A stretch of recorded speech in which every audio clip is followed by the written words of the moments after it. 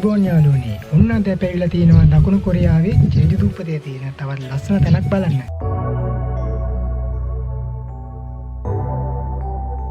මේක නම තමයි ජෙජු හර්බ් ගාඩන්.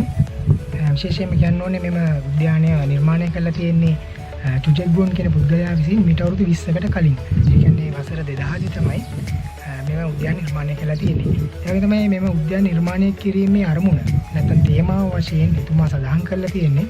සාමාන්‍යයෙන් අපි එදිනෙදා වැඩ කටයුතු කරනකොට කාර්යබහුල ජීවිතයක් තුළනේ අපි හැමෝම ඉන්නේ. ඉතින් ඒකෙන් චුට්ටක් මිදිලා ගතට සිතට ඒ වගේම මනසට විවේකයක් ලබා දීමයි තමයි නිර්මාණය කරලා තියෙන්නේ. ඒ වගේම තමයි අක්කර 16.3ක භූමි ප්‍රමාණයක තමයි මෙම උද්‍යානය නිර්මාණය කරලා තියෙන්නේ. අපිට බලා ගන්න පුළුවන් ගොඩක් ඖෂධ පැලෑටි, ඒ වගේම විවිධ සුවඳවත් මල් වර්ග, ඒ වගේ දේවල් අපිට ගොඩක් මෙම උද්‍යානයේදී නරඹන්න හැකියාව ලබා දීලා තියෙනවා.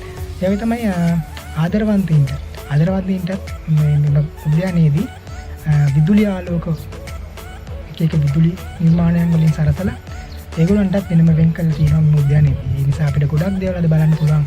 එහෙනම් යමු අපිත් එක්ක. යමු.